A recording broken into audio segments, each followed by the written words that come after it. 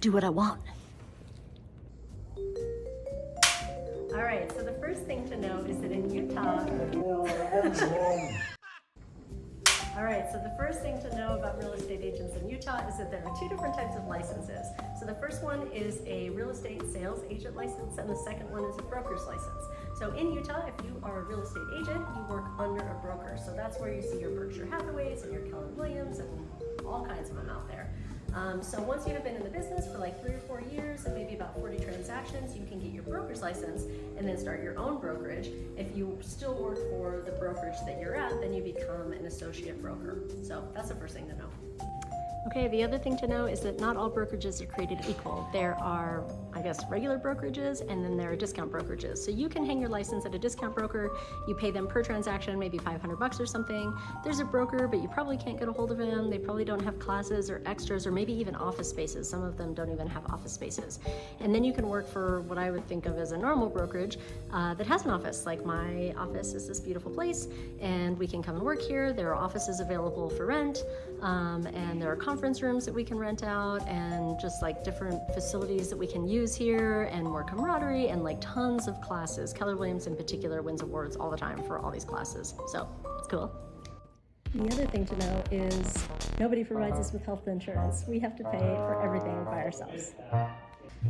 Okay, so this is one of the shitty parts, is that when you work for a brokerage, you pay the brokerage to work for them so that you can use their logo and you can use their name and you can use your resources to learn from them. So you pay for all of that through your commissions and sometimes outside of your commissions, and they don't necessarily provide you with any leads. So anybody that I've sold a house to was somebody that I found all on my own. So there's that.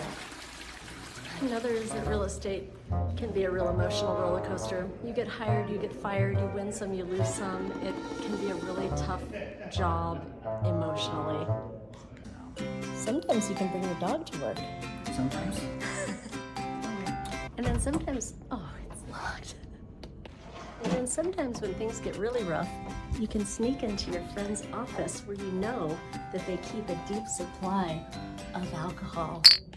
Speaking of offices, I pay for my own office out of my own pocket for the brokerage that I pay to work at, so that's fun.